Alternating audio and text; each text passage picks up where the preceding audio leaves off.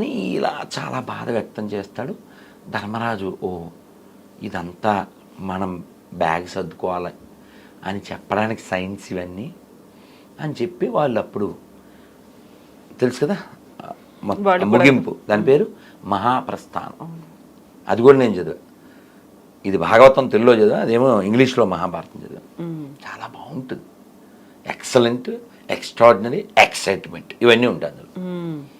అంటే మనం మాట్లాడితే అలా ఎక్కువైపోతుంది, అయినా షార్ట్గా చెప్తాను. అలా వాళ్ళు ప్రయాణం చేసేస్తారు. ఆ ప్రయాణం చేసినప్పుడు ఒక్కొక్కరు పడిపోతారు. మీరు విని ఉంటారు. బదరీలో అవన్నీ ఉంటాయి. భీమశిల మేము వెళ్ళొచ్చాం, అక్కడే సరస్వతి ఉద్భవం, వ్యాస గుహ, మళ్ళీ గణేష్ గుహ, ఇవన్నీ ఉంటాయి. వాటరు పట్టుకుంటే మన మీద పడ్డ నీళ్ళు కూడా మంచు గడ్డలైపోతుంటాయి. అలాంటి స్థితిలో ఆక్సిజన్ అందని స్థితి వరకు కొంతమంది మన వాళ్ళు ప్రయత్నం చేసి వెళ్ళిన వాళ్ళు ఉన్నారు. ఈ హైదరాబాద్లో ఒక ఆయన నాకు ఉపాధ్యాయుని, ఒక హిందీ ఆయన, నేను వెళ్ళాను స్వామీజీ అని చెప్పారు. అంటే up to the mark almost. అంటే ఏంటి, భీముడు వెళ్ళినంతవరకు మనిషి వెళ్ళడానికి ప్రయత్నం చేయొచ్చు, ఆ తర్వాత ఇంకా వెళ్ళలేదు. వీళ్ళు మహాప్రస్థానం ప్రారంభించి స్వర్గం వైపు వెళ్తూ ఉంటే ముందు ద్రౌపది పడిపోయింది, తర్వాత సహదేవుడు, తర్వాత నకులుడు, తర్వాత అర్జునుడు. ఇలా పడిపోయారని ముందు నడుస్తున్న ధర్మరాజుకి తెలియదు. ఎవరు చెప్పారు? భీముడు వెనక్కి చూడడం, అన్నయ్య సహదేవుడు పడిపోయాడు అని మాట్లాడు. ముందుకే పదండి పోదాం ముందుకి పైకి. దీన్ని అందుకే వాడారో ఏంటో శ్రీ గారు మహాప్రస్థానం పేరు పెట్టినాడు ఎల్లరు. ఆయన ఇంకో దానికి వాడారులేండి, పుణ్యాత్ముడు. అలా మళ్ళీ అన్నయ్య నకులుడు పడిపోయాడు, అన్నయ్య ద్రౌపది, అన్నయ్య అర్జునుడు, అన్నయ్య నేను. వెనక్కి తిరగడినా ఒక్క కుక్క ఇందు పట్టు వచ్చింది చివరిది. వస్తే ఇంద్రుడు మాతలేని వాళ్ళ డ్రైవర్ని పంపించాడు. మీరు ఇప్పుడు నాకు పంపించలే ఆ డ్రైవర్ని ఆయన పంపిస్తే ఆయన వచ్చి సార్ ఎక్కడ సార్ అన్నాడు ధర్మరాజుని. ఇది కూడా ఎక్కుద్ది అన్నాడు. చాలా ఊరుకోండి, మీకు ఒక్కరికే వచ్చింది ఇది అవసరం, ఒక్కల స్వర్గమైన సార్ ఊరుకోండి అన్నాడు.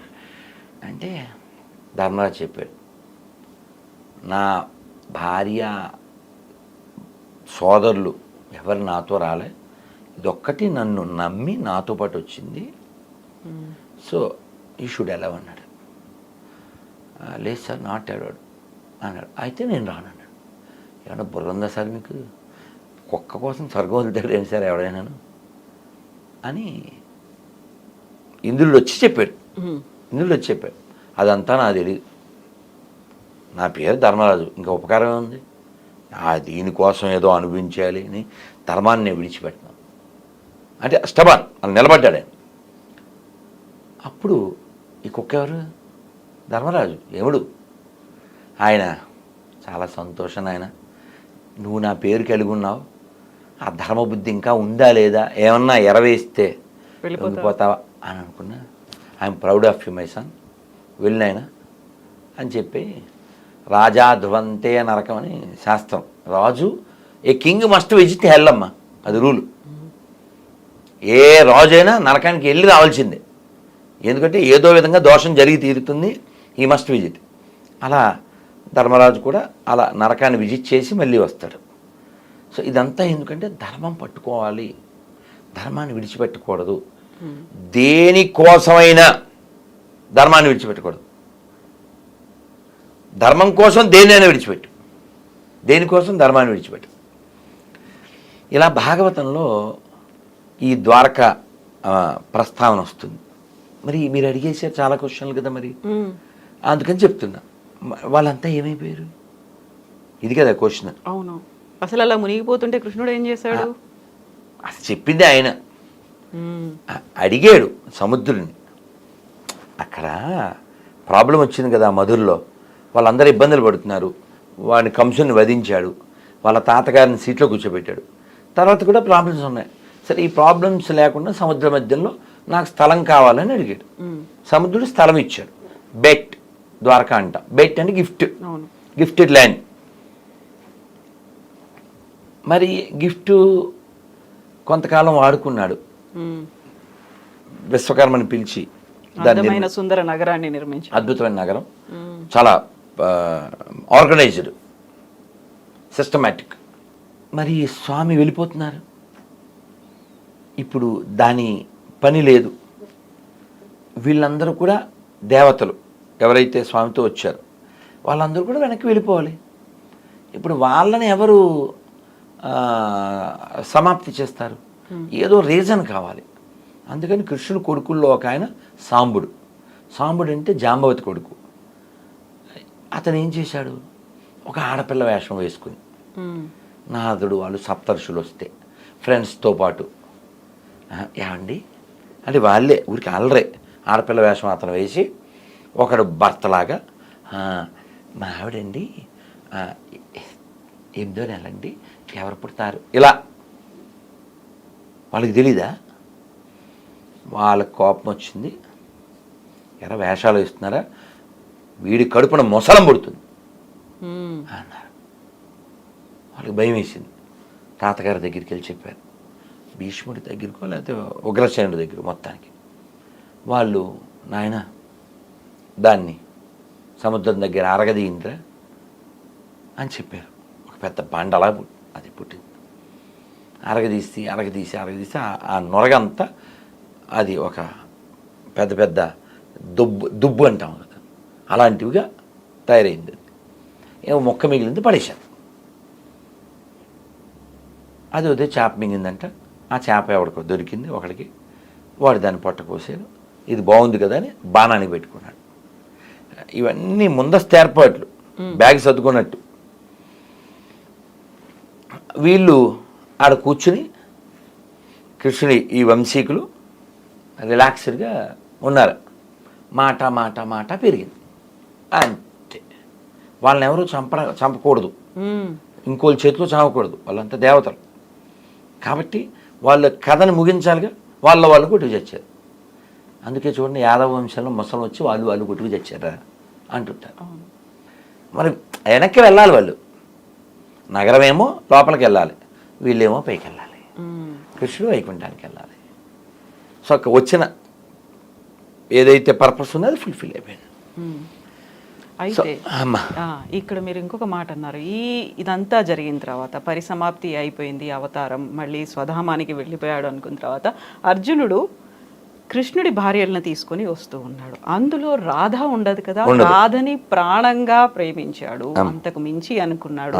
అందులోనూ కృష్ణుడి కంటే రాధ వయసు ఎక్కువ, పెద్దది అనుకుంటారు కదా. తనెందుకు దూరం పెట్టాడు? ఆ భార్యల్లో తనెందుకు లేదు? లేదు అమ్మా, మనకేం చెప్పారంటే శ్రీకృష్ణ చైతన్య రాధాకృష్ణ నహిరే అన్య. ఇది బెంగాలీ. శ్రీకృష్ణ చైతన్య అంటే రాధాకృష్ణుడికి అభిన్నం, అంటే రాధాకృష్ణులే చైతన్య మహాప్రభు అని చెప్పారు.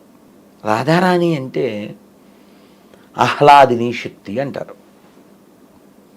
కృష్ణుడు యొక్క ఆనందం ఒక రూపం చేస్తే ఆవిడ రాధారాణి.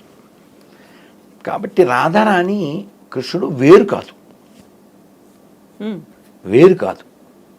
కేవలం లీలా ప్రకటన చేయడానికి మాత్రమే భగవంతుడు రాధారాణిని వచ్చేలా చేయడం జరిగింది.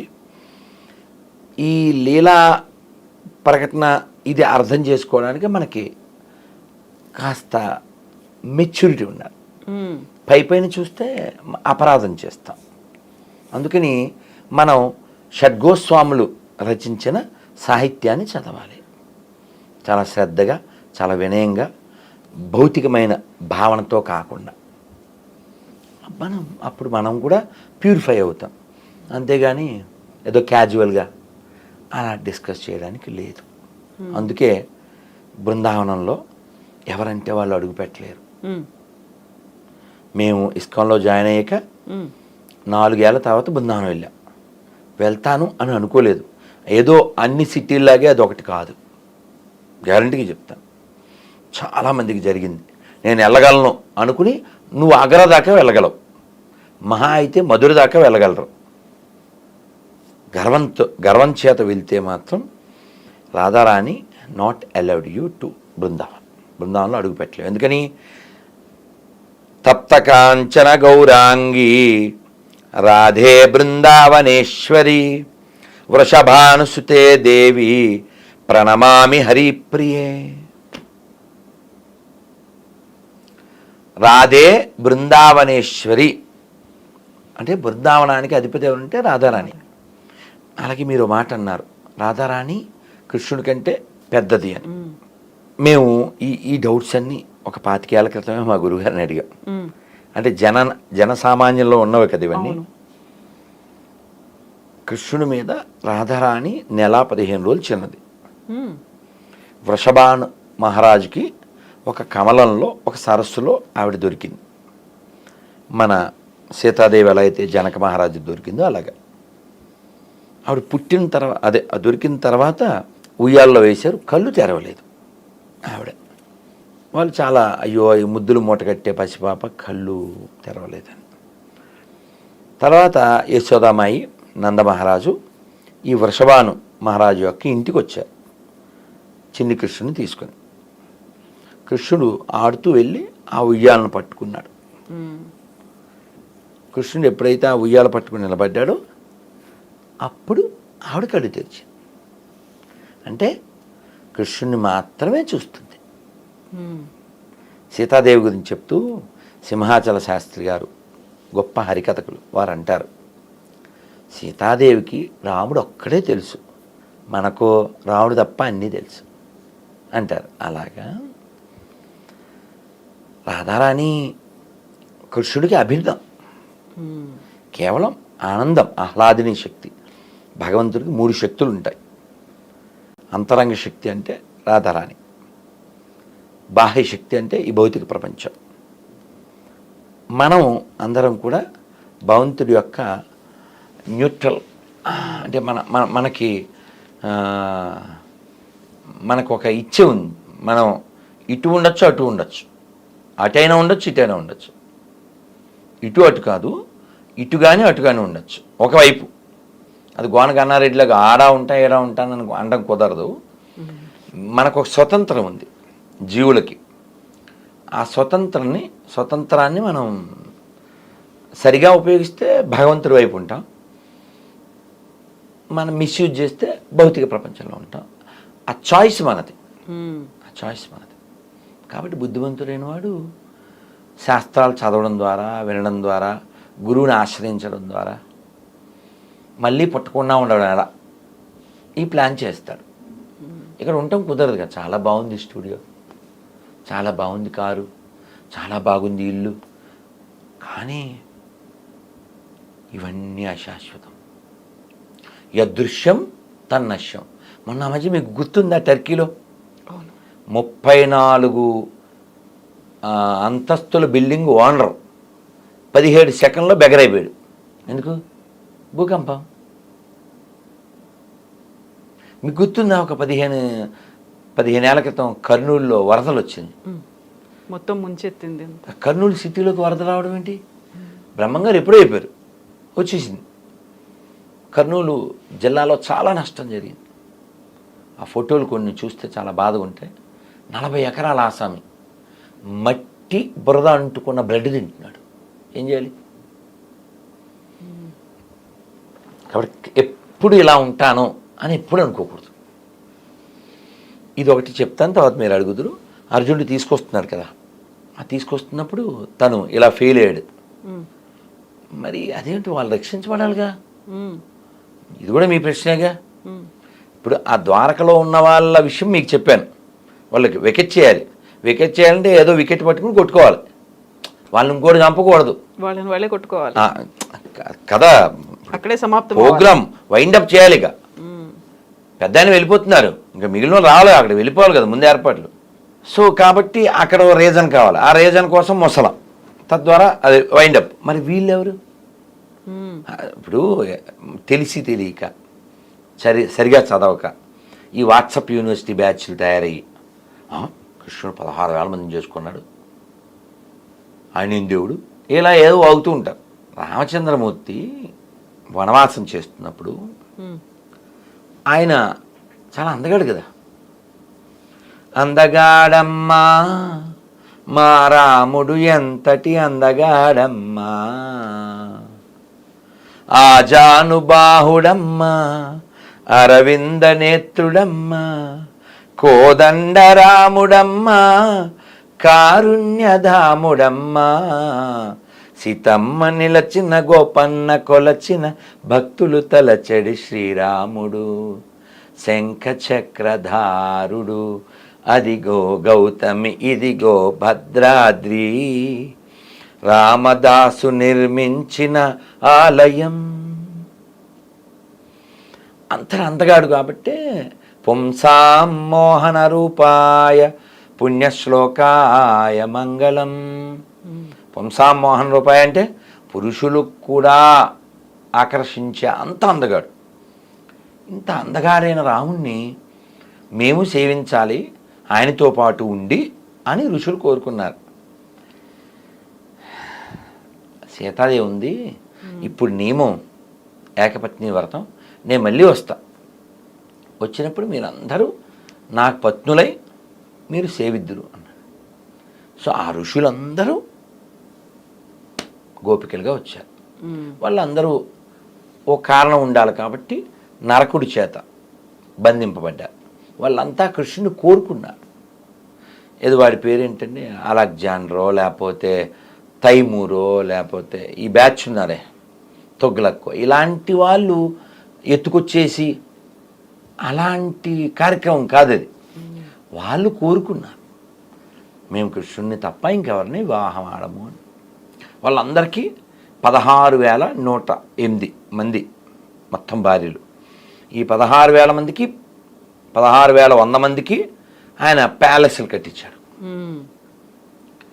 వీటిని నిజమేనా, ఈ పెళ్ళిళ్ళు చేసుకున్న విషయం మాట నిజమేనా అని నారదుడు చెక్ చేయడానికి వెళ్ళాడు. ఇవన్నీ భాగవతంలో ఉంటుంది.